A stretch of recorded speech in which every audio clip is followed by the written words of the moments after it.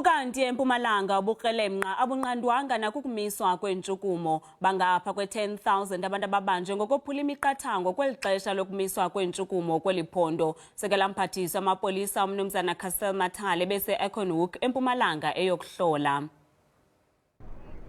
Umgaqo u-R40 odibanisa iphondo iMpumalanga neLimpopo nosoloko uxakekile ubuphithizela amapolisa, amajoni namagosa ezempilo. I'm feeling good because of these people. They're helping us for coronavirus. I'm taking people from Uskela to Acornhoek, those who have a permit. Those who do not have a permit, they are not allowed to travel to Acornhoek.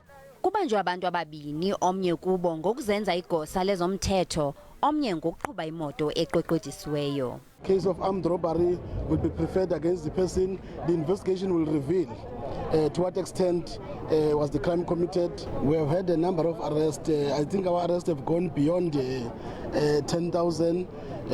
Most of the crimes are related to the COVID-19, but also we have seen a decrease in common crimes and reported crimes.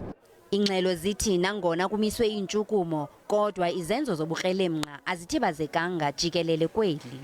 Under lockdown, we have seen certain crime rising in the country, for instance, housebreaking. We have seen also cross-border crime, like the bus that was done here in Pumalanga, transporting of drugs or illegal cigarettes that are being put through our borders. We are responding.